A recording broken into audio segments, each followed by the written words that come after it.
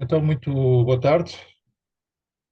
Estamos a dar início a mais uma sessão de PASC, neste caso a 27ª sessão do Grupo de Trabalho Democracia, Cidadania e Inclusão Social, que é coordenado por mim próprio, pelo Carlos Leone, mais recentemente, e, enfim, ao longo deste ciclo de debates, naturalmente que procuramos abordar sempre um tema que se inscreva no horizonte de trabalho, não só deste grupo, mas como dos outros dois, que nós dinamizamos, saber, o Grupo de Trabalho de Transição Climática e Energética, Mar e Território, e o Grupo de Trabalho Lusofonia e Relações Internacionais.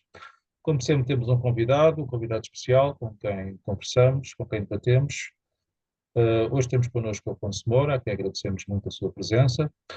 Ele poderia falar até mais naturalmente no outro grupo de trabalho, Lusofonia e Relações Internacionais, na área da geopolítica, e certamente isso acontecerá em breve.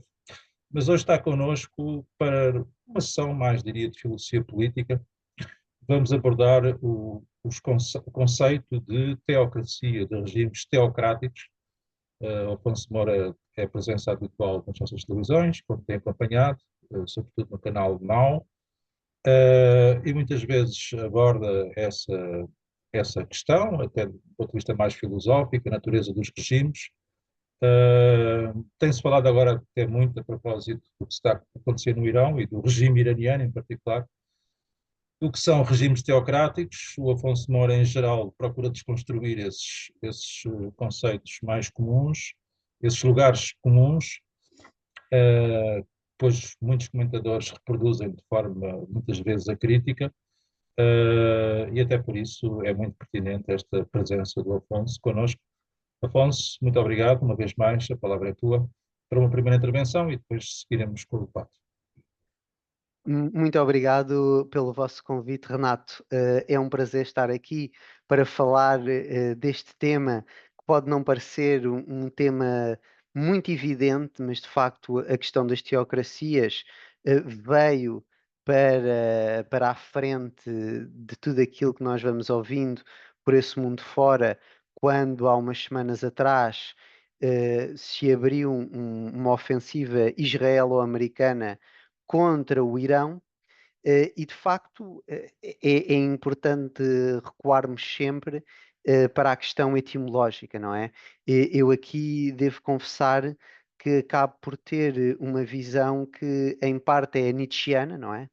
Uma vez um grande professor disse-me que o Nietzsche não fazia parte de um determinado programa porque não era um filósofo político. E eu achei um bocado estranho, porque considero o Nietzsche, sem dúvida, um filósofo político, mas claro, ele tem outra formação. E a formação linguística tendo em conta as línguas antigas e tudo mais, é algo que nos leva para a Grécia, necessariamente, para a Grécia Antiga, e nós sabemos que muito do vocabulário que é usado por essa Europa fora, durante muitos séculos e ainda no nosso século XXI, e depois, em grande medida, com a expansão de potências europeias, foi adotado um pouco em todo o globo, mesmo se diferentemente em distintas partes do globo. Nós temos de facto aqui esta palavra teocracia. E isto basicamente são duas palavras, não é? Do grego, theos, que seria Deus, e kratos, que seria poder, potência, e temos aqui logo esta questão conceptual de base de Deus. E é verdade que nós ouvimos constantemente esta ideia que o Irão seria uma teocracia sanguinária, um radicalismo islâmico e tudo mais. Eu não vou dizer que não existem pontos que me parecem pertinentes. No entanto, se nós quisermos pensar verdadeiramente o conceito sem que ele seja adulterado, não é? O conceito puro, a mim parece-me que neste século XXI nós só temos dois Estados que são verdadeiramente teocráticos. Ora, um deles é a cidade-estado do Vaticano, E aqui relembrarmos sempre que existem duas entidades distintas. Existe essa cidade-estado do Vaticano por um lado e a Santa Sé por outro. E isto às vezes cria alguma confusão. São duas entidades distintas, porque em alguma medida, se a Santa Sé perdesse o Estado do Vaticano, ela continuaria a existir. E nós sabemos que, por exemplo, agora fala-se muito, à luz do direito internacional positivo existente, da realidade das organizações internacionais, não é? Em alguma medida, nós, na altura do Renascimento e da primeira modernidade, temos Roma, não é? A Igreja Católica, a jogar um papel como se fosse um Estado soberano, não o sendo, não é?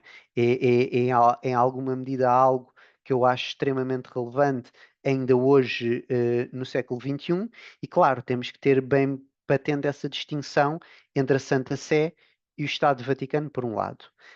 Depois, o outro Estado que eu consideraria também uma teocracia é a Arábia Saudita. E aqui nós movemos de um espaço cultural cristão para um espaço cultural maometano. E é muito importante nós recordarmos que o califado foi abolido em 1924. E é importante nós percebermos isto porquê? Porque se em alguma medida nós temos o Estado do Vaticano ancorado a uma lógica do catolicismo, o Estado saudita acaba por estar ancorado a uma lógica do sunismo. E aqui há já um ponto que eu acho determinante, que é estabelecermos uma diferença entre uma seita e uma religião. Ou seja, quando é que uma seita, pensando que se começa como seita, quando é que uma seita se torna religião? Eu lembro-me de debater com uma pessoa já há algum tempo, bem, a pessoa estava-me a falar dessa sua religião, e disse, bem, mas isso é uma seita. E a pessoa ficou muito ofendida, não é? Depois, para aqui, para quem é crente, porque dizer que aquilo é uma seita, eh, seria não dar a mesma dignidade, que se dá à religião. De facto, nós temos aqui dois mundos diferentes. O mundo do Vaticano, em que o catolicismo joga um papel fundamental, e o mundo sunita, em que, em alguma medida, a Arábia Saudita vai, de uma forma subreptícia, querer substituir o califado otomano, que é abolido depois da Primeira Guerra Mundial, em 1924, como referi. Aqui é muito importante, aqui darmos um ponto de geopolítica também para perceber estas questões. Na Primeira Guerra Mundial, os britânicos prometeram tudo a toda a gente, não é? Em grande medida, e utilizaram os árabes, de uma forma, particular e peculiar, também para combater, os turcos. Aqui sempre a recordar o Estado da Arábia Saudita, como nós o conhecemos ainda hoje, só nasce em 1932, mas nos anos 20 nós já tínhamos determinados reinos na Península Arábica que acabaram por começar esta senda. Décadas mais tarde, já na segunda metade do século XX, o líder saudita veio a adotar aquela ideia que ele é um servo ou um custódio das duas mesquitas sagradas, não é? De Meca e de Medina. E de facto, isto remete-nos agora aqui, teocraticamente, para o espaço. E como será notório para quem já me ouviu, eu tenho um prisma, uma perspectiva que é schmittiana, a questão do espaço é bastante importante. Eu já estabeleci uma diferenciação entre a Santa Sé e a Cidade do Vaticano. No entanto, o mundo católico liderado pelo Papa tem um ancoramento geográfico em Roma. E eu acho que isso é importantíssimo, e é também importantíssimo percebermos que Meca e Medina, as duas cidades mais sagradas do Islão, estão dentro do Estado soberano saudita. Ou seja, aqui o elemento espacial, a meu ver, não é um elemento secundário. Agora, eh, já disse que a cidade-estado do Vaticano pode ser considerada uma teocracia. A Arábia Saudita, a meu ver, pode também ser considerada uma teocracia. Agora chega ao Irão. Pode o Irão ser considerado uma teocracia? Parece-me que a palavra mais adequada para descrever o Irão, eu já o disse noutra instância, é sim uma trincheirocracia. Isto é uma definição concebida em alguma medida por Benito Mussolini no século passado, não é? A dizer, depois do período da guerra, que a Itália precisava de se transformar numa trincheirocracia, e aqui é importante nós percebemos como é que estes conceitos podem ser alterados pelas relações de força, não é? Pela questão geopolítica. A mim parece-me o regime iraniano nasce em alguma medida em 79, não é? E logo quando está a nascer, tem durante a década de 80, não é? Até 88, cerca de 8 anos, um combate feroz contra o Iraque. E é aqui, verdadeiramente, nesta guerra Irão-Iraque, que nós entramos naquilo que vai ser a essência, a meu ver, do Estado iraniano. E neste sentido, e se nós quisermos, em alguma medida, ter este conceito de teocracia como puro, nós não podemos aplicá-lo, a meu ver, ao Irão. Agora muita gente vai dizer, bem, mas na própria bandeira do Irão a palavra Alá está escrita, o leão foi removido. Claro, isto são tudo elementos que nós podemos considerar teocráticos. Mas agora eu pergunto, então e em Israel e na América que atacaram recentemente o Irão, nós não vemos bastantes elementos teocráticos.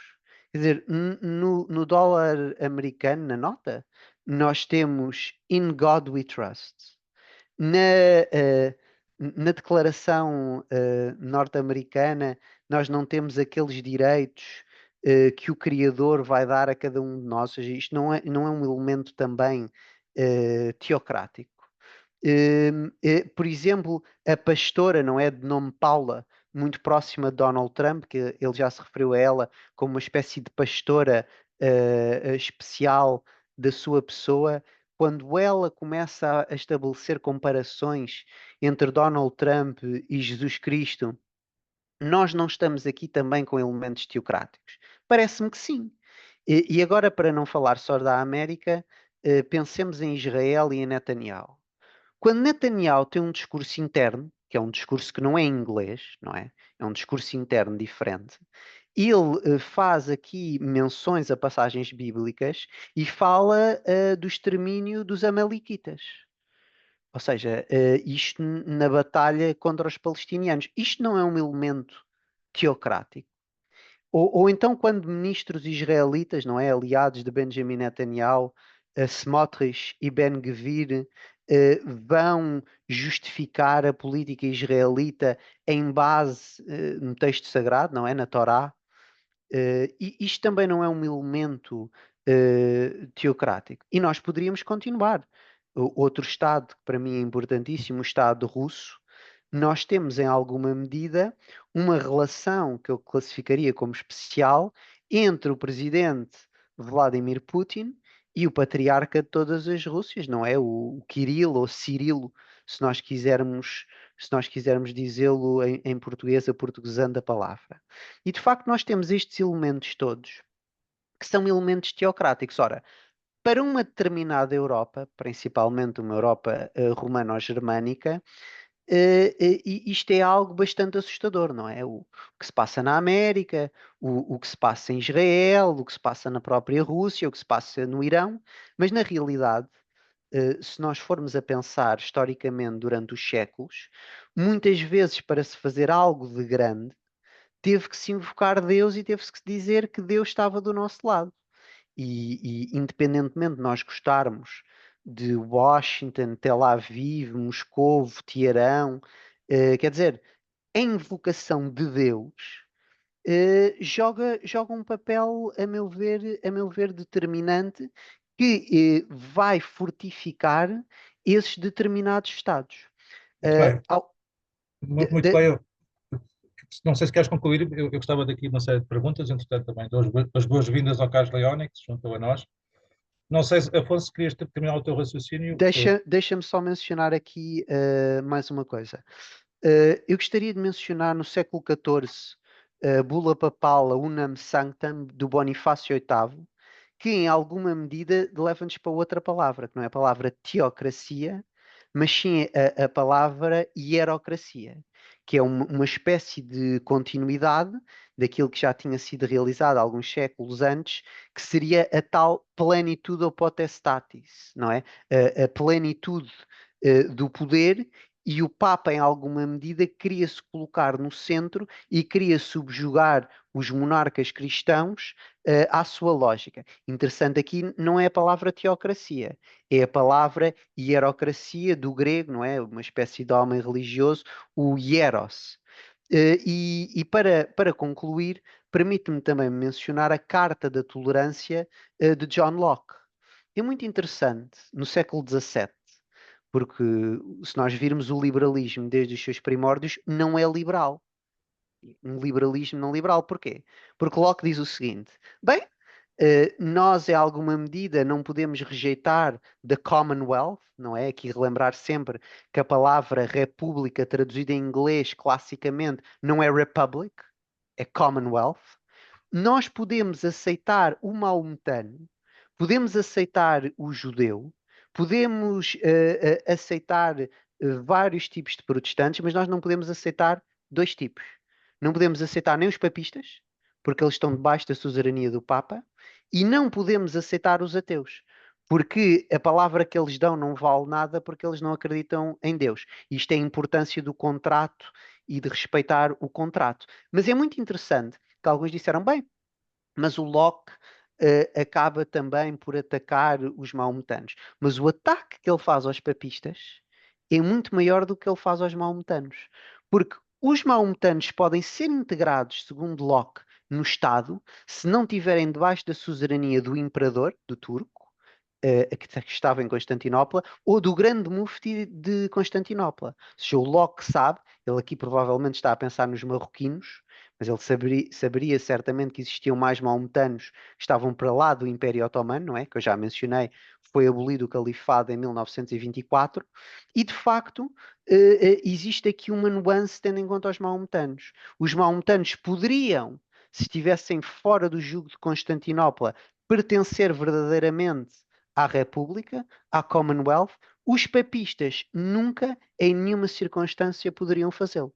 E com isto concluo e menciono também que este tipo de terminologia deve ser analisada com cuidado, porque é aplicável para uma realidade judaica, islâmica, cristã, mas para lá do Indo-Kush, não é?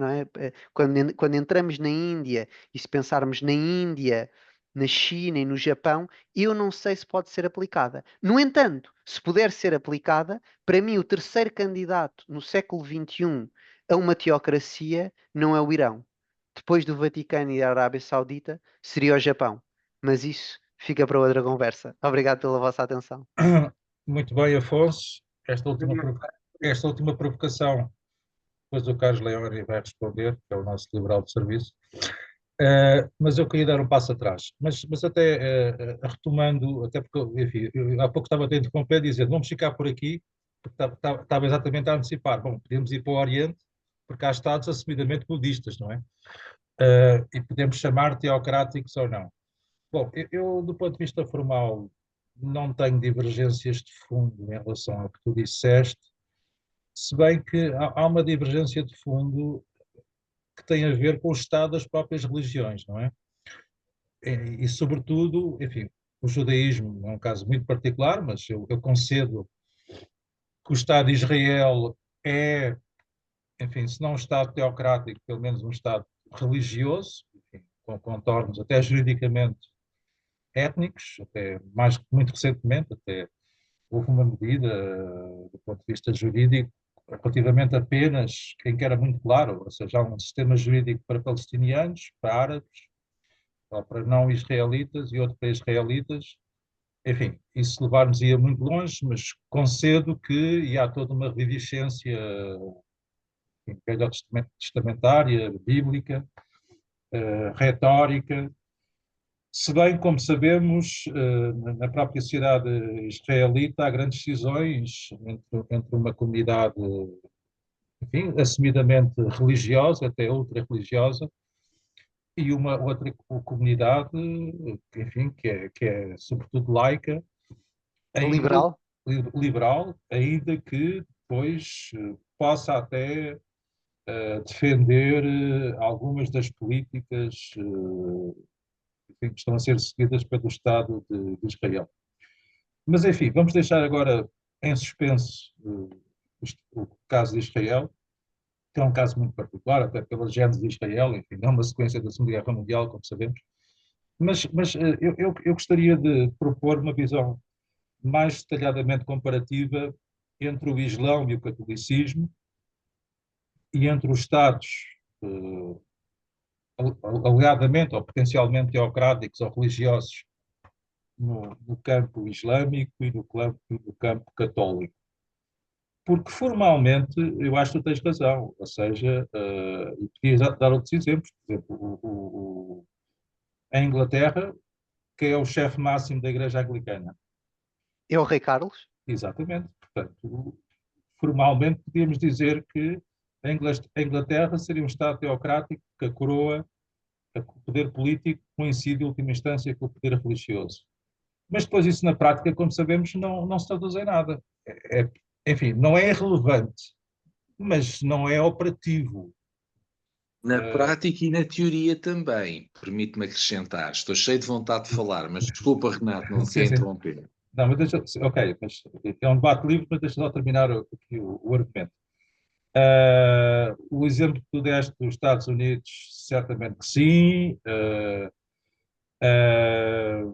Enfim, o exemplo do dólar, os próprios, e nem é particularmente estes, até porque, enfim, se bem que este até é um bocado, até diria que é até uma dimensão paradoxal, no caso do Trump. Enfim, nós sabemos que até grande parte do eleitorado dele é muito religioso, muito evangélico, mas até vota dele de uma forma particularmente cínica.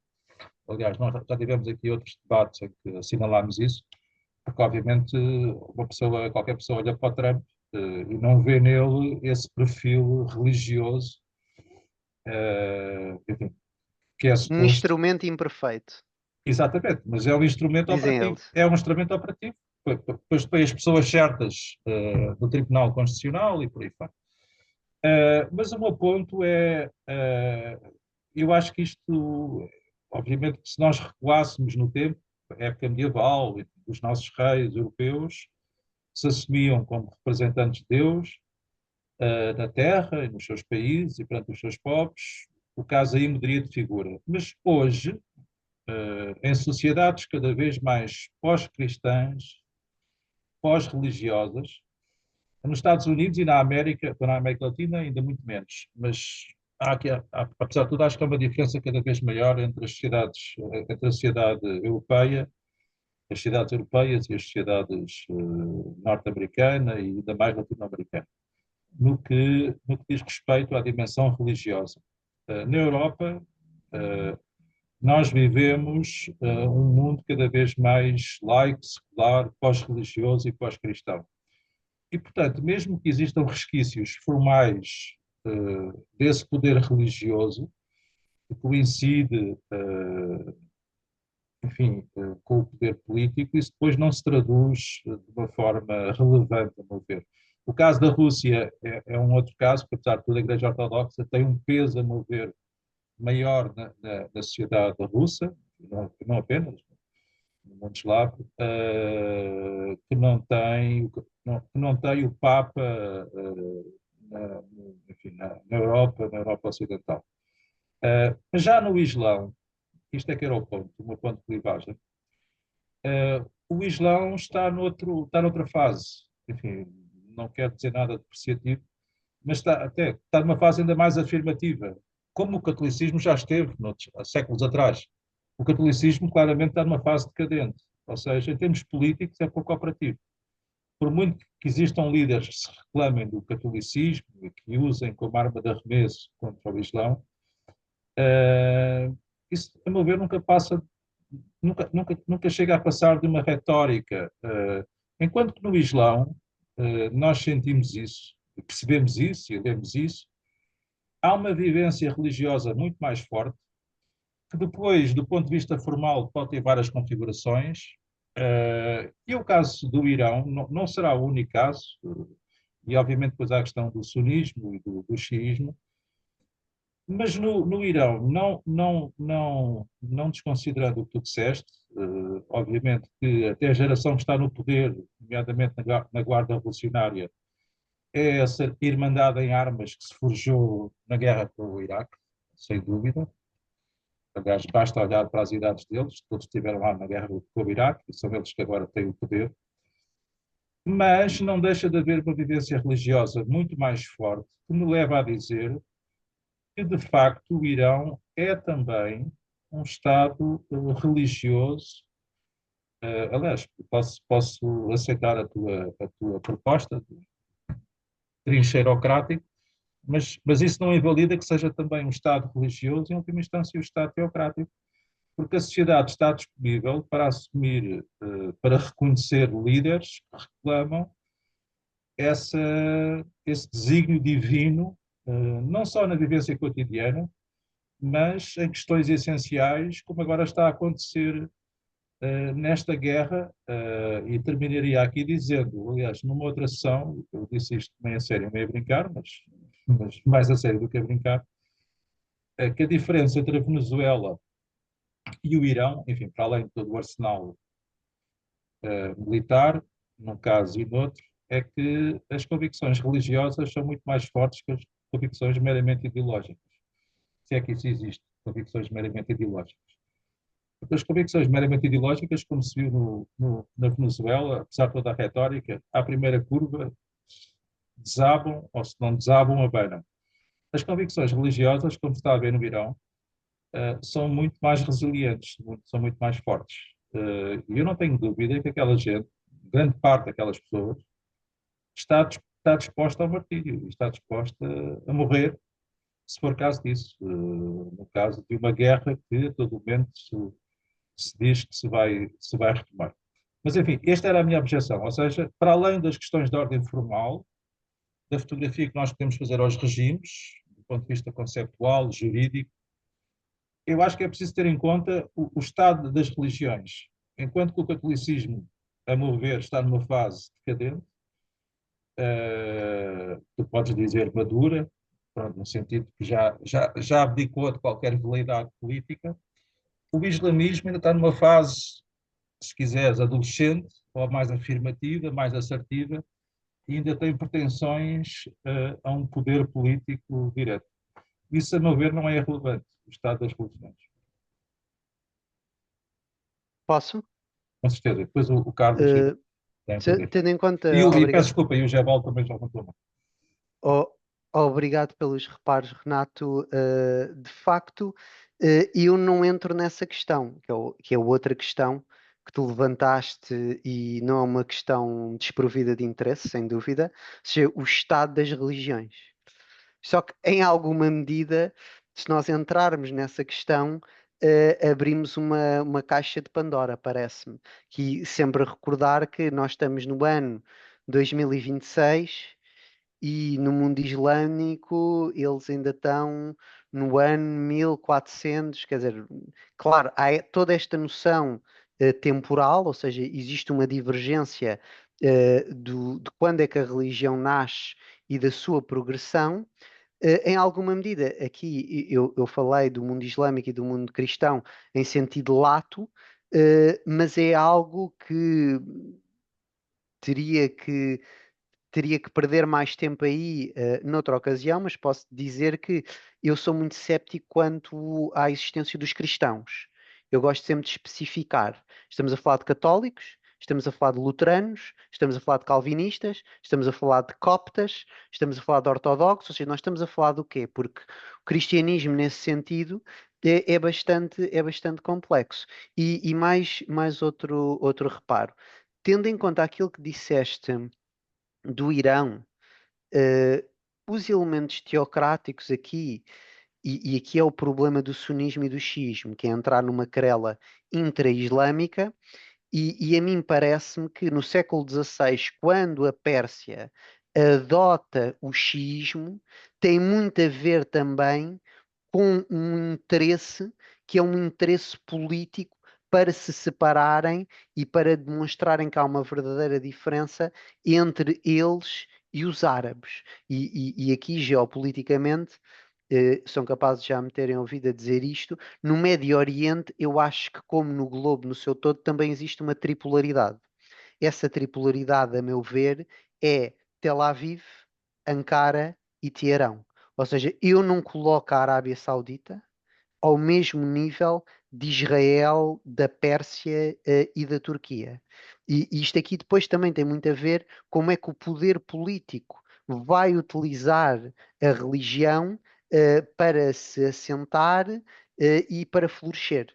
É algo de facto que, se nós formos a ver nesta tripolaridade do Médio Oriente, nós podíamos dizer que temos um ator que é judaico, um ator que é xiita e um ator que é sunita. E isto de facto aqui é algo que, a meu ver, tem que estar sempre presente. Mas mais uma vez, eu não consigo em grande medida pensar o Irão como teocrático ao mesmo ponto que o Vaticano ou que a Arábia Saudita. Muito bem, Afonso. Vamos abrir o debate. Carlos, tens que abrir o microfone. Perfeito. Acabei de fazer, eu peço desculpa por ter chegado atrasado e aliás também vou ter de sair antecipadamente, suspeito. Mas ainda ouvi o essencial, julgo que a maior parte da intervenção do Afonso, que aproveito por saudar e agradecer por ter participado neste ciclo. Eu fiz uma coisa que não costumo fazer, que foi interromper quem estava a falar, mas era só para fazer um à parte justamente, porque estavam a tocar num ponto que é importante em si mesmo e também em função daquilo que o Afonso tinha dito, isto é, que a certa altura o Afonso diz, a minha perspectiva é schmittiana. Ora, numa perspectiva schmittiana, e sem entrar aqui numa discussão sobre Carlos Schmitt, como é evidente, não é a propósito, aquilo de que estavam a falar, certos elementos, como a referência a Deus nas notas de dólar, ou o estatuto do rei de Inglaterra, é um elemento teológico, é um elemento teocrático. O crático do poder não está no rei, em Inglaterra. E no caso do Irão, aqui concordando com o Renato, parece-me de facto um regime teocrático, porque não é uma mera referência teológica que está lá inscrita na bandeira, há de facto uma fusão dos poderes e da legitimidade do poder político com uma determinada visão da religião. De acordo quanto à questão da dimensão da Arábia Saudita não ser comparável à dos outros três casos referidos pelo Renato. Aliás, o Renato, perdão, referidos pelo Afonso Moura, o Afonso também referiu a questão de Meca e Medina, mas não esquecer Jerusalém, onde estão as três religiões em contacto, para utilizar um eufemismo, e já agora o Vaticano dos xiitas, que não é nenhum dos três e que fica a 1 hora de carro a sul de Bagdade, fica em pleno Iraque, e que vale para os xiitas de um modo que nenhuma outra cidade vale. Esta distinção entre o que é teológico e tem a ver justamente com este uso da religião que o Afonso referiu, e o que é propriamente teocrático não é uma questão de uso, é uma questão de definição dos termos do poder, é aquilo que, a meu ver, permitiria falar da teocracia iraniana, da teocracia saudita, e não de uma teocracia japonesa, onde aí parece ser elemento teológico, mas de uma teocracia perfeitamente radical, e aliás de uma divinização do soberano na Coreia do Norte. Mas como o Afonso disse, isso já seriam contos largos, porque de facto nesse domínio do Extremo Oriente, as categorias de facto, concordo com ele, não me parecem aplicáveis. Pelo menos não do mesmo modo como fazemos deste lado. Pronto, para não estar a falar por generalidades, apenas para concordar quanto ao caráter de seita dos pastores da América, seja do Norte, seja do Sul, que é de facto muito diferente de uma religião institucionalizada como é aquela que está no Vaticano e até na Igreja Ortodoxa. E dar os meus parabéns ao Afonso pela intervenção que fez. Fico-me por aqui e peço já antecipadamente de novo desculpas por uma saída antecipada que não deve demorar. Muito bem, Carlos. Antes de ouvirmos o José Valdo, não sei, Afonso, se tens algum comentário? Alguma Tenho, questão? tenho. Eu estava a ouvir o Carlos e de facto é interessante. Ele tocou num ponto, tocou em vários, mas tocou num que foste tu que levantaste, Renato, não fui eu, que é a questão do rei em Inglaterra.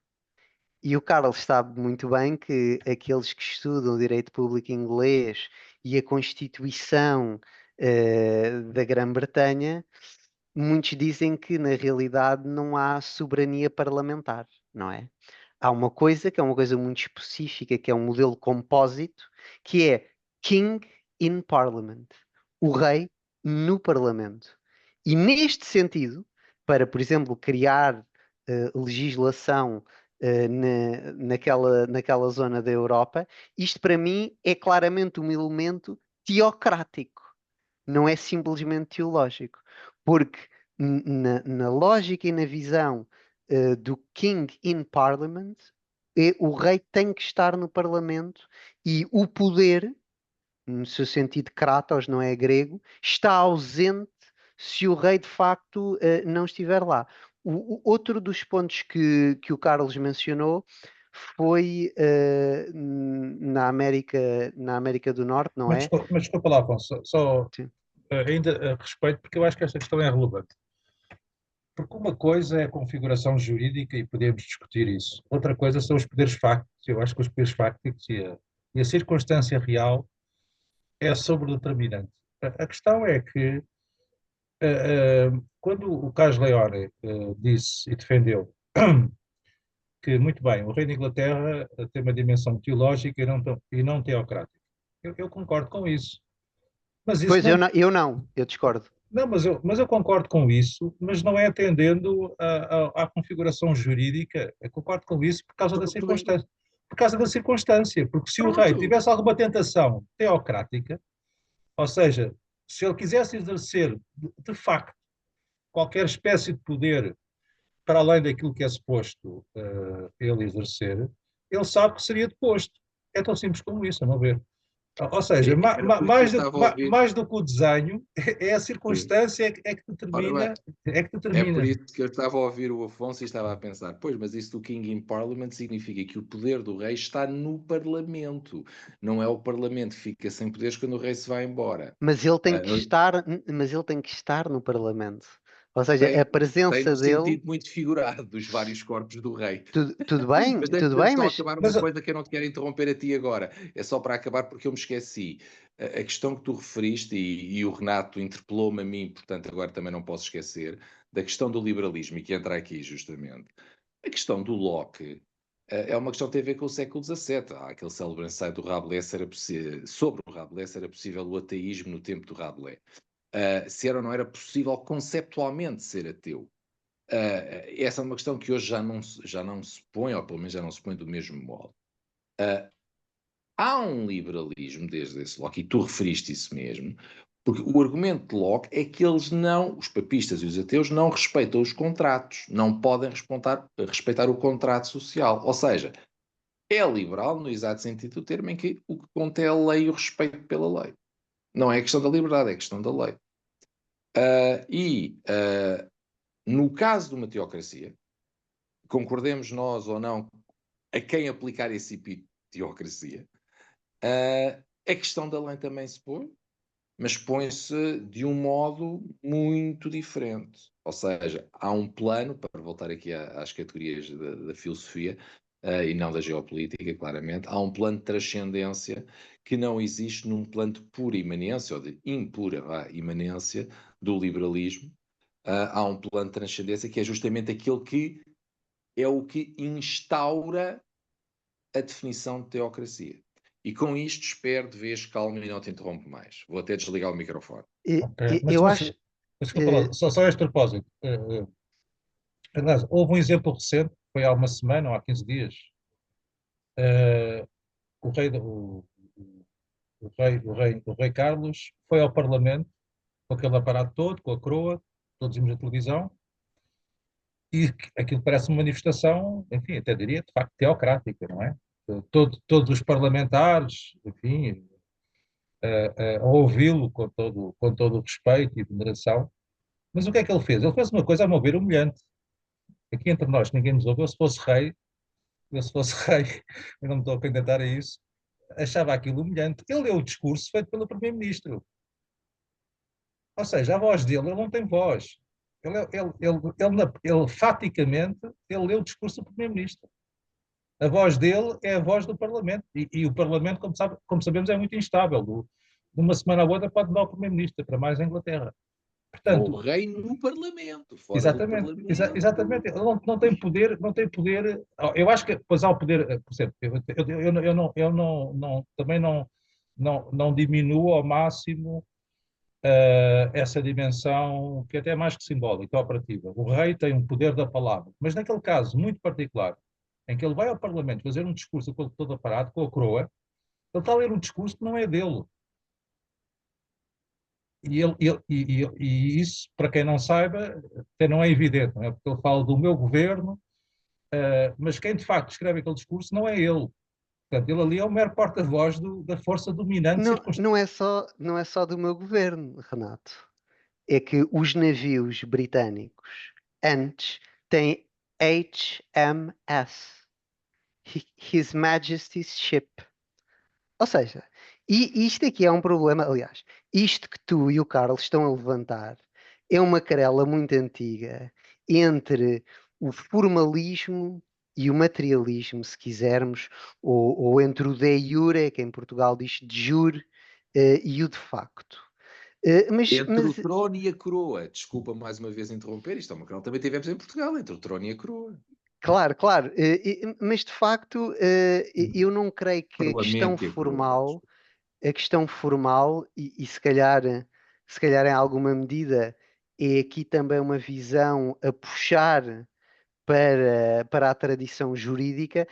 Não parece que a importância do formalismo deva ser totalmente descartada. Atenção, eu acho que vocês não ficaram com essa ideia, mas alguém que nos esteja a escutar ou que possa ver o vídeo posteriormente pode pensar nisso. Eu não disse que Inglaterra, aliás, Inglaterra não existe como Estado soberano, aquilo que existe é o Estado britânico. Eu não disse que nem Inglaterra nem o Reino Unido eram teocráticos. Nós estávamos depois na discussão. Eu disse que, a meu ver, no século XXI existiam duas teocracias. A teocracia do Vaticano, liderada pelo Papa, e a teocracia saudita, liderada pelo custódio das duas mesquitas sagradas. E que, se quisermos aplicar o conceito de teocracia para uma zona mais oriental do globo, eu diria que o terceiro candidato à teocracia no século XXI é o Japão e não o Irão. Agora, vocês estão a tocar numa questão, a questão britânica é paradigmática, porque aqui quer dizer, nós tínhamos isto, os regimes teocráticos. Há uma diferença entre um adjetivo e um substantivo. Eu não estou a falar de um regime teocrático, eu estou a falar de uma teocracia. Eu estou a falar do substantivo. Porque quer dizer, o adjetivo teocrático, eu posso metê-lo numa data de Estados, e eu referi-o. Posso meter que Israel é um Estado, entre outras coisas, teocrático. A Rússia, entre outras coisas, teocrático. E aqui há um problema da concepção, ou seja, o caso paradigmático britânico. Vocês sabem que utilizou-se outrora, não é? Antes do Locke e antes da dita Glorious Revolution, de 1688, aquela ideia da monarquia absoluta, não é? E que o substantivo é monarquia e o adjetivo é absoluta. E aquilo que muitos analistas hoje usam é monarquia constitucional, para criar esta diferenciação. E agora, o ausente aqui desta nossa conversa é outro conceito, e é aí que a propaganda, o rolo compressor do liberalismo, ataca o Irão, porque é a ideia que é as democracias contra as teocracias, ou a democracia contra o autoritarismo. E aqui é importante, porque eu nisto sou um discípulo de Aristóteles, aliás, como Rousseau e Carl Schmitt, aquilo que define a democracia não é o voto. Aquilo que define a democracia é a identidade comum entre governantes e governados. E isto é importantíssimo porquê? Porque nós hoje em dia, quando usamos a palavra democracia, é a democracia como o liberalismo a entende. Portanto, nós ouvimos a toda a hora as democracias liberais. Ora, isto é explicado magistralmente pelo Carl Schmitt no livro de 1928, A Teoria da Constituição, que o Aristóteles e o Platão não viam a democracia assim. E a democracia, mais uma vez, é a unidade entre os governantes e os governados. Agora, aquilo que é o voto, e o Carl Schmitt diz isto também, é que quando nós tínhamos esta sucessão, não é, do rei para o príncipe, esta sucessão hereditária, o voto, quando as pessoas começam a votar, pode parecer democrático em comparação com a sucessão hereditária. Mas o voto e o voto individual secreto, que nós ainda hoje, no século XXI, em muitos países da Europa fazemos, e que se faz também, por exemplo, nos Estados Unidos da América, faz parte da tradição liberal. O voto individual secreto não tem nada a ver com a tradição democrática. Isto é um grande problema, porque Mas a questão, Afonso, como tu sabes tão bem como nós, é como é que se faz essa aferição da identidade entre os governados e os governantes. Não é? é fácil. Deixa-me só fazer uma pergunta. E sobretudo desculpa só, Carlos, só para terminar a Sim. frase.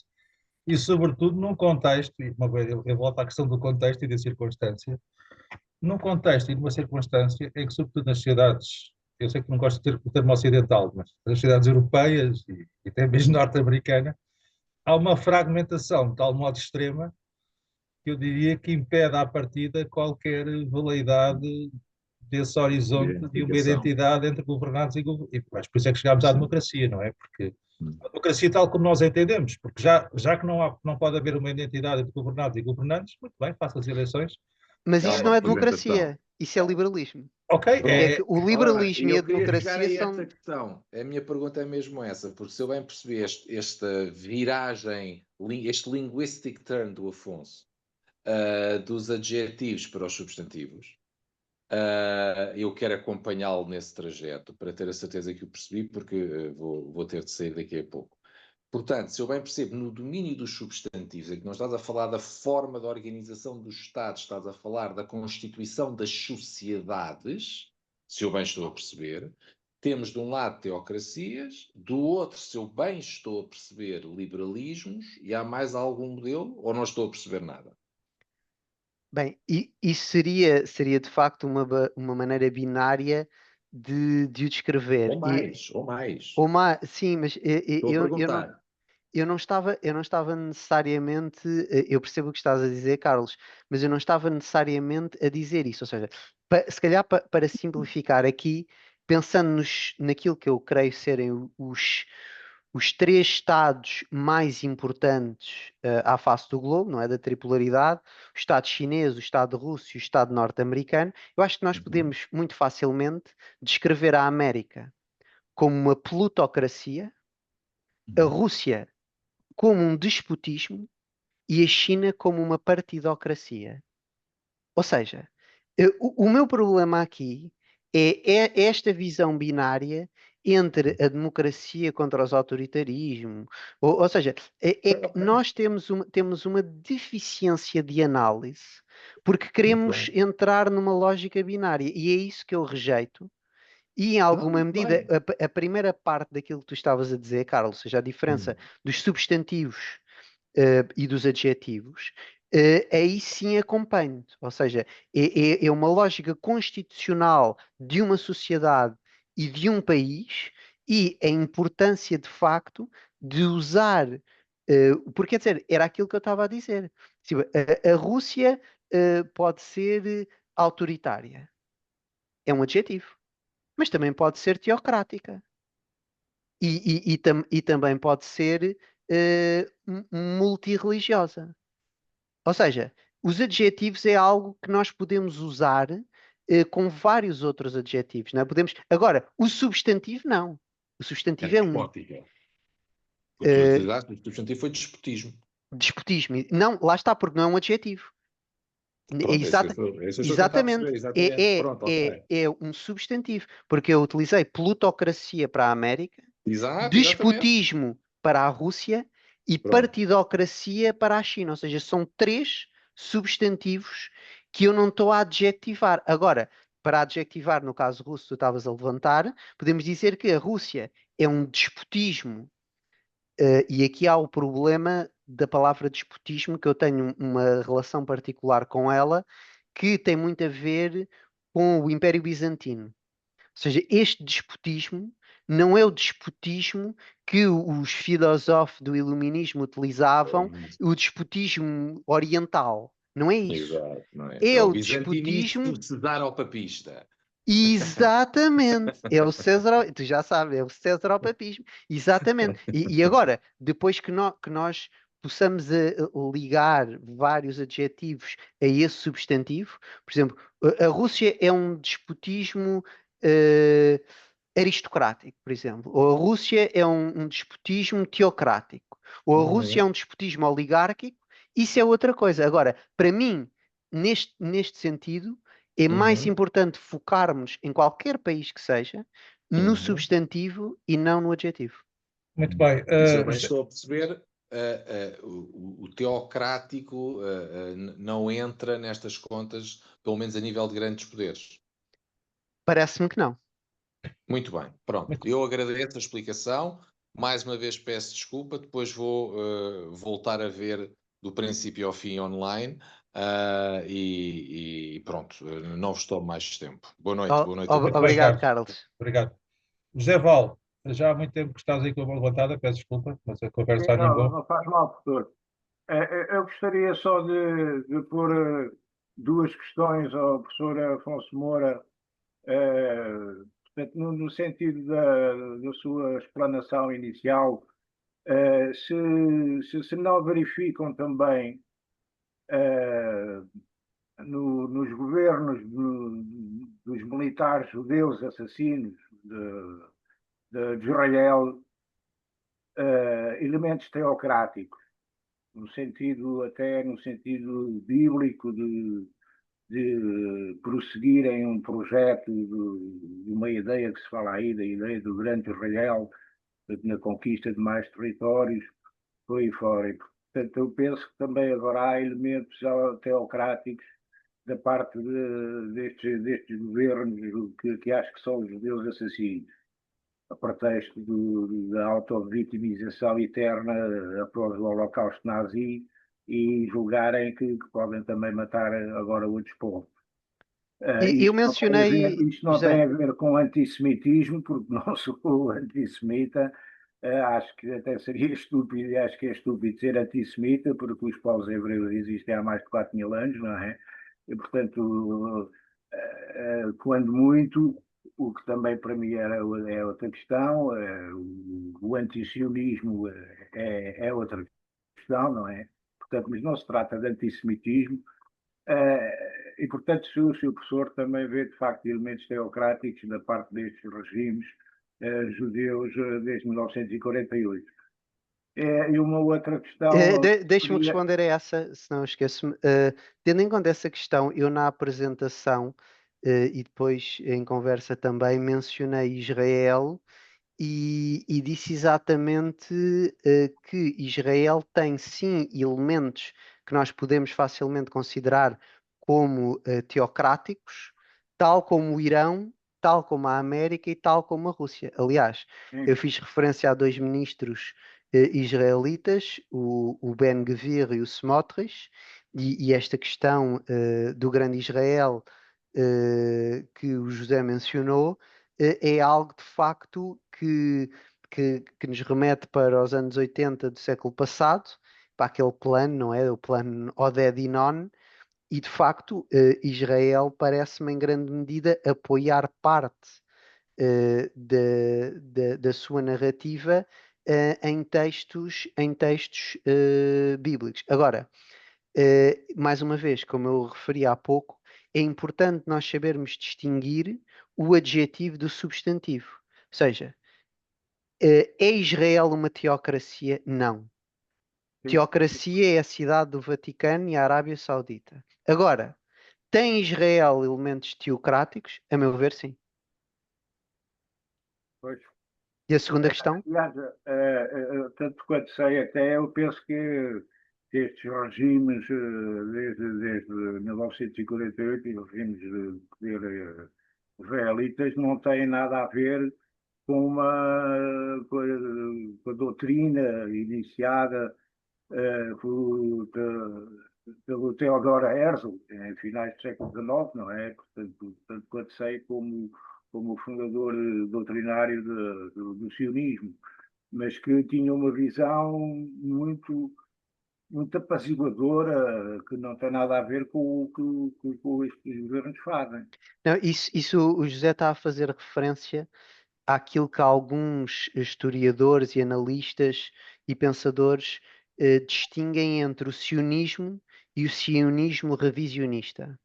Ou seja, aquilo que o José está a dizer é que Theodor Herzl seria um sionista, em grande medida o pai do sionismo, e depois de Jabotinsky, nós tivemos uma radicalização do processo sionista que depois vai dar, por exemplo, com o governo atual israelita, ou seja, é a diferenciação entre o dito sionismo e o sionismo revisionista.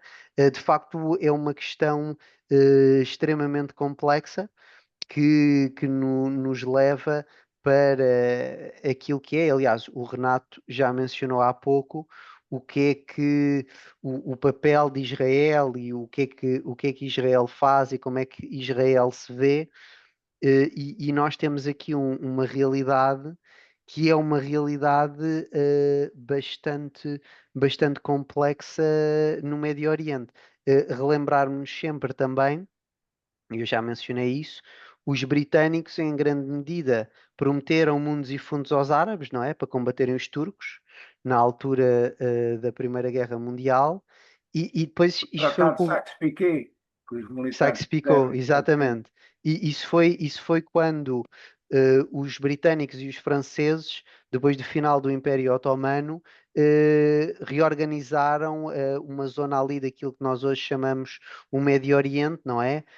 Por exemplo, o Iraque, em grande medida, ficou para os britânicos, a Síria e o Líbano ficaram para os franceses, mas de facto o Renato estava a mencionar esta questão da importância de Israel e como é que Israel se vê a si próprio, não é? Aqui é o problema de qual é o sentido que nós damos à palavra judeu. Porque há uns que pensam que dizer judeu é uma realidade etnorracial, o que é falso. Judeu é um marcador religioso. Ou seja, quando eu digo assim, este senhor é judeu, ele pode ser um berber do norte da África convertido, pode ser um beta africano e pode ser muito mais coisas. Ou seja, nós temos que perceber que judeu é um marcador religioso, tal como católico ou tal como sunita. Nós não Ou podemos árabes judeus, também há árabes judeus, não é? não, lá está. Mas neste sentido, o elemento etnorracial seria árabe e o elemento religioso seria judaico.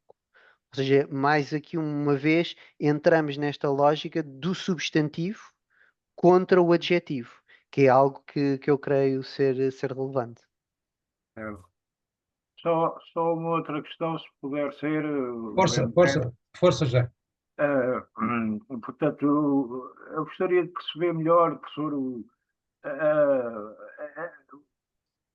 o que é que distingue mais fundamentalmente o sunismo do xiismo?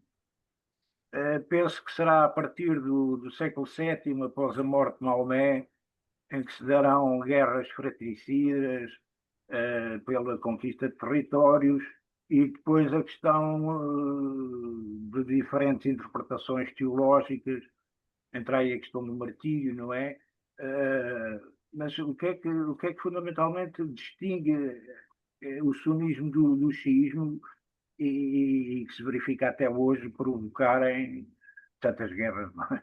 Entre eles próprios e não É só. uma questão extremamente complexa, José. Eu não sei se estou qualificado para a responder, mas de qualquer maneira, vou tentar avançar a São algumas as breves ideias. palavras, porque são questões que se mantêm até hoje, não é? A guerra, por exemplo, o professor falou ainda há pouco da guerra Irão-Iraque, na década de 80, e também tem a ver com questões sunitas a matarem xiitas e xiitas a matarem sunitas, Pois e a mantém-se verdadeira até questão hoje, não é? é: tem verdadeiramente ou não? Ou seja, até que ponto é que é uma querela completamente religiosa ou é uma querela que atores políticos vão efetuar e em alguma medida depois agarram a religião para criar uma unidade militar, por exemplo, ou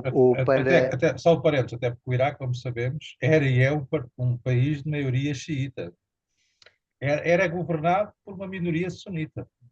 Exatamente, Saddam Hussein, aliás, também sempre é uma piada relembrar aqui que antes do Saddam Hussein ser um monstro e muito mau, não é? No início deste século XXI, quando ele depois foi derrubado com a invasão de 2003, era um grande amigalhaço do tal dito Ocidente, não é? No século passado. Isto para percebermos também que estas questões mudam.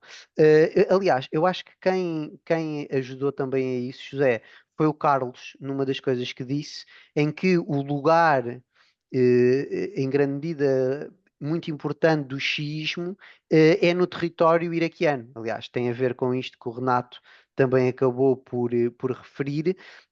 A divisão central, a meu ver, parece-me que os xiitas vão ser os seguidores de Ali, não é? Em alguma medida, e os sunitas vão continuar numa lógica mais direta do profeta Maomé, e depois aqui há todo o problema também do sufismo, ou seja, onde é que o sufismo entra no meio disto, não é? Uns vão classificar o sufismo como uma espécie de rama esotérica do Islão, e depois aqui há a questão dos povos, não é?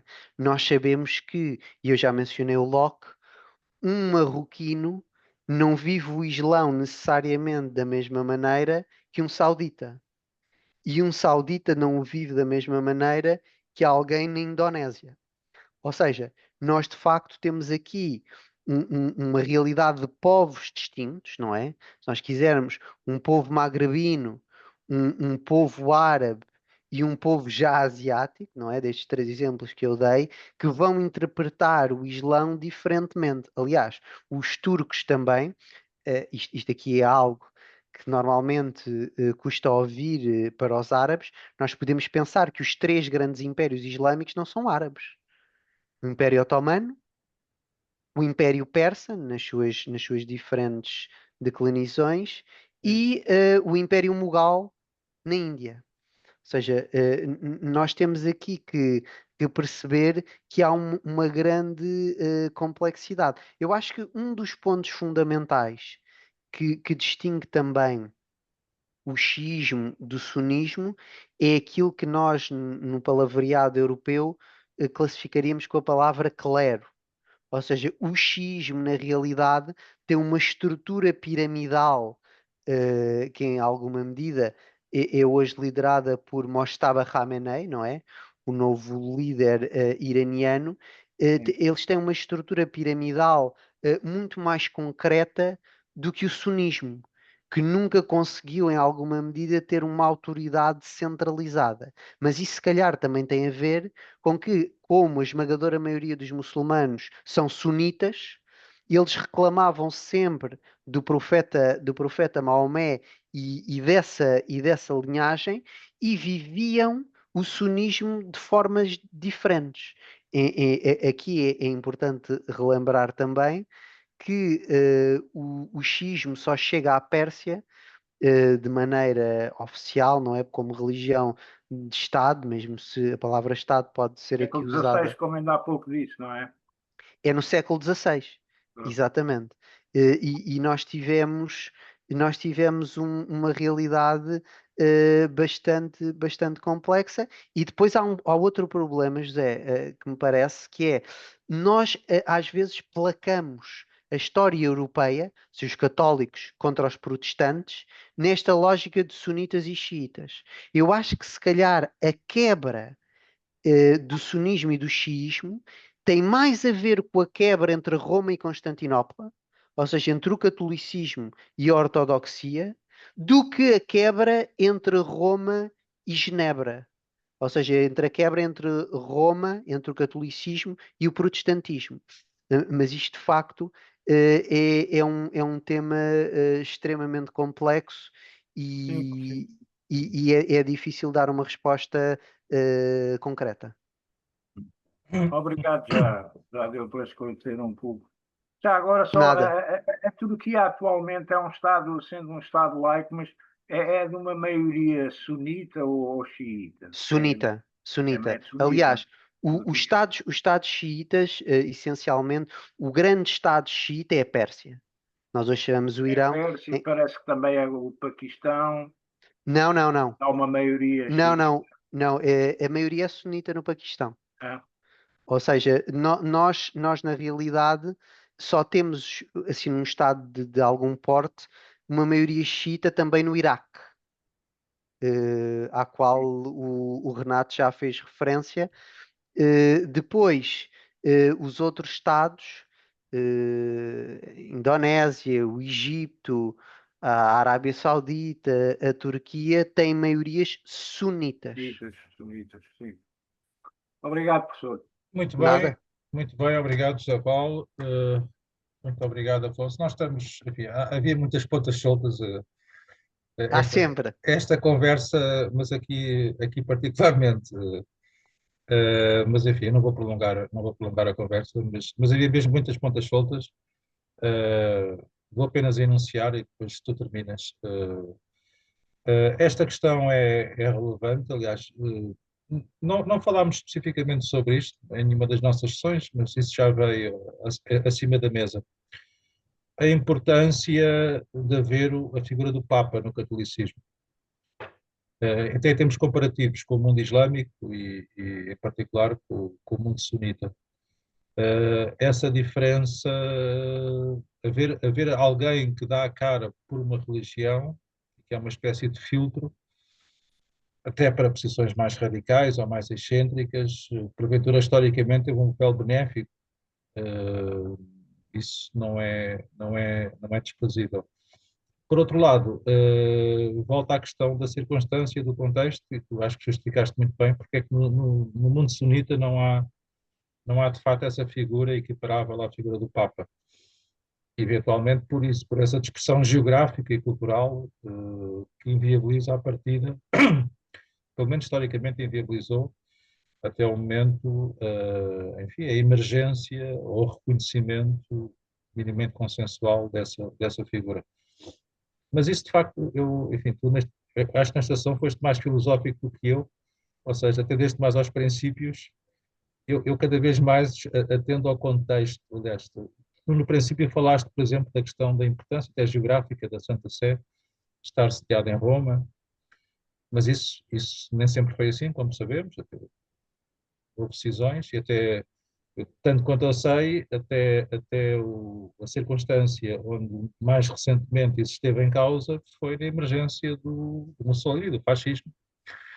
E isso até é um excelente exemplo. Como é que um movimento, temos falado do nazismo na Alemanha, que doutrinariamente podia ser assumido como anticristão, isso parece-me indiscutível, ainda que depois, como tu disseste, houvesse que distinguir entre os vários tipos de cristianismo, e por extensão anticatólico,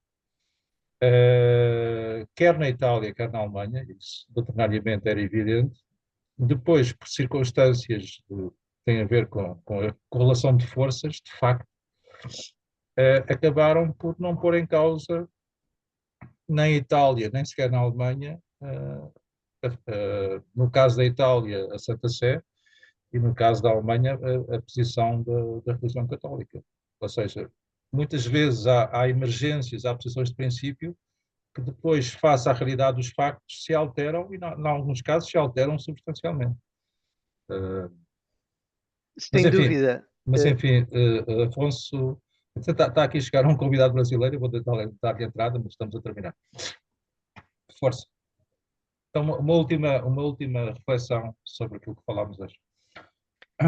Bem, eu vou pegar E já, nesta. desculpa só para dar força ao meu argumento, eu continuo a achar que a configuração jurídica britânica é, eh, é pelo menos proto-teocrática. Só não é teocrática de facto, e volto ao meu argumento, por causa do contexto e da circunstância que impeda a priori qualquer veleidade realmente teocrática. E eu não vou entrar por aí, vou pegar na deixa que utilizaste do Papa e de facto como é que o Papa foi alterando a realidade da vivência política na Europa. Aliás, eu já mencionei no início do século XIV o Bonifácio VIII com a Unam Sanctam, não é? Aquilo que muitos classificam como uma hierocracia e não como uma teocracia. É importante ter a noção que são duas palavras distintas. Quer dizer, o Papa, em alguma medida, vai herdar um legado que é um legado pagão, que é um legado pré-cristão. Aliás, um dos títulos do Papa, ainda hoje, o Sumo Pontífice, isto é um título da Roma pagã.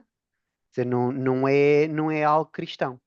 E aqui alguém como o Carl Schmitt remeteria, ou o Santi Romano, para a Igreja Católica como uma instituição, ou seja, como uma instituição num sentido jurídico.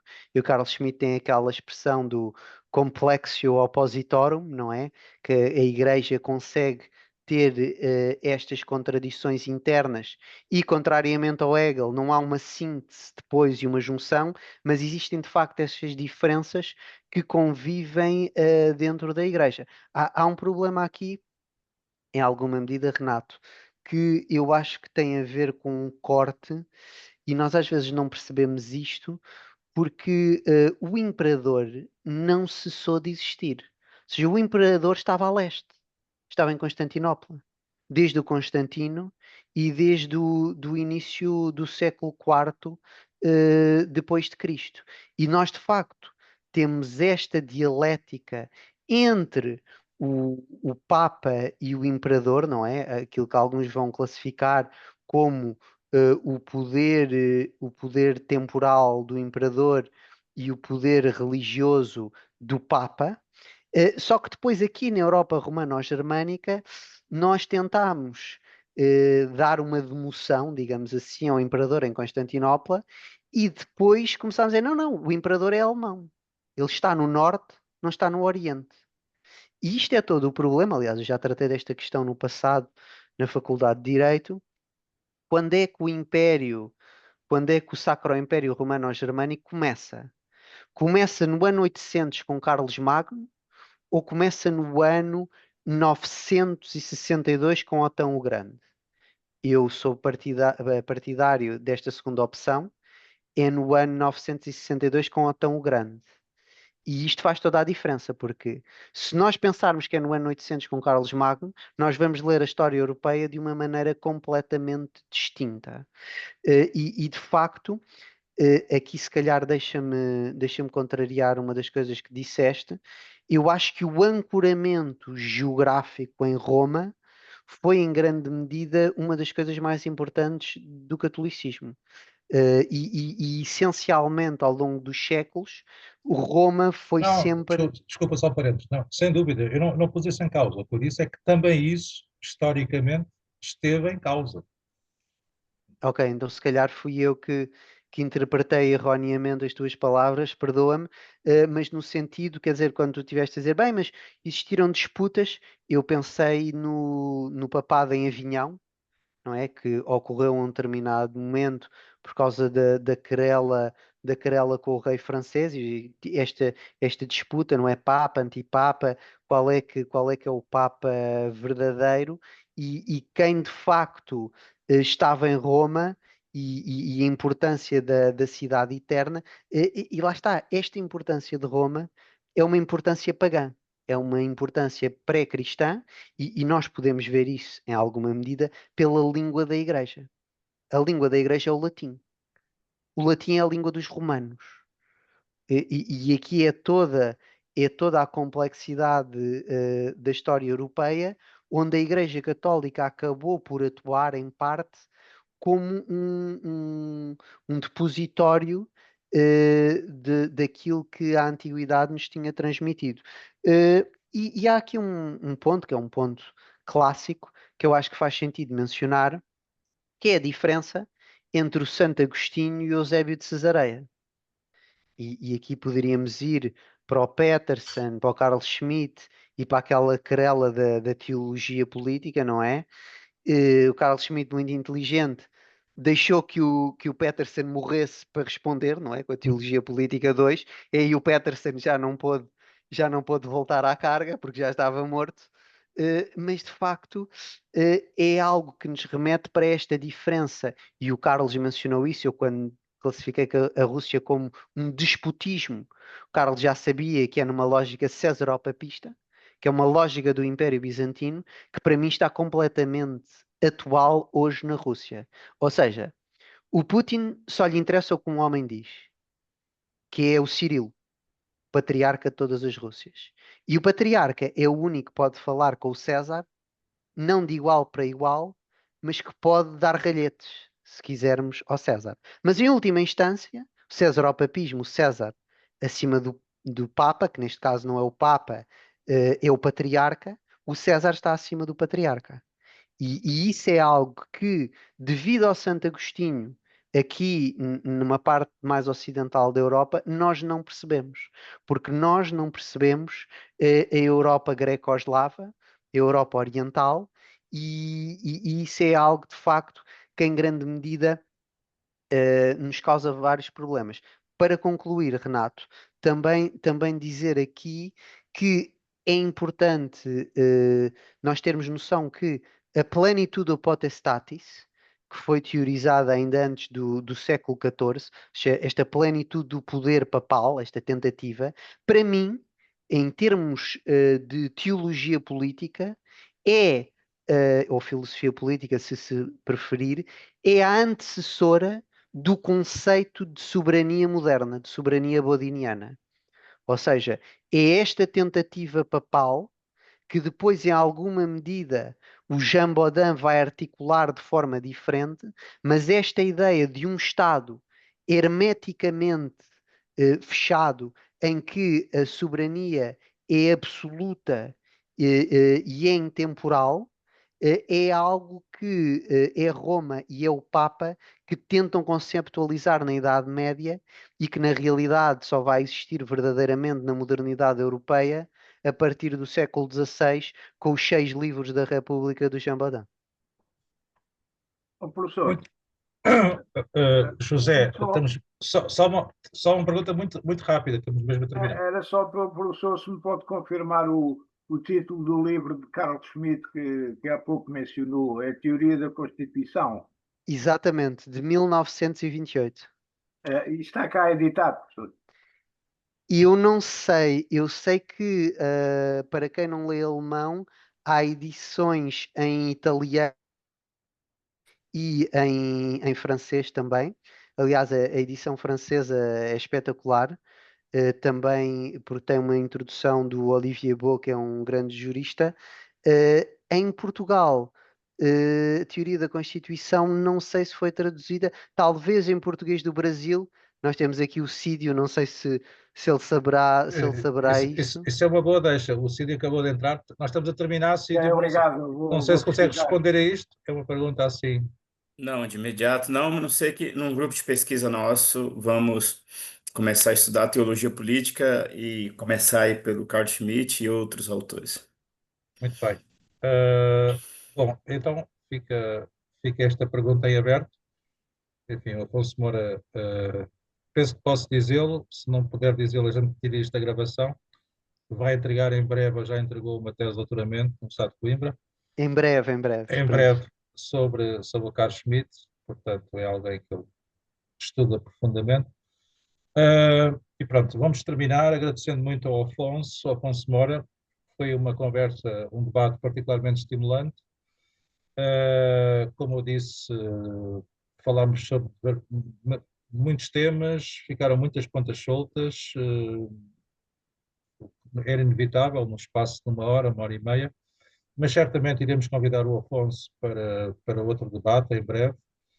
Iremos retomar naturalmente algumas destas questões. Muito obrigado, então. Mais uma vez, obrigado pelo convite e pela troca interessante que pudemos efetuar.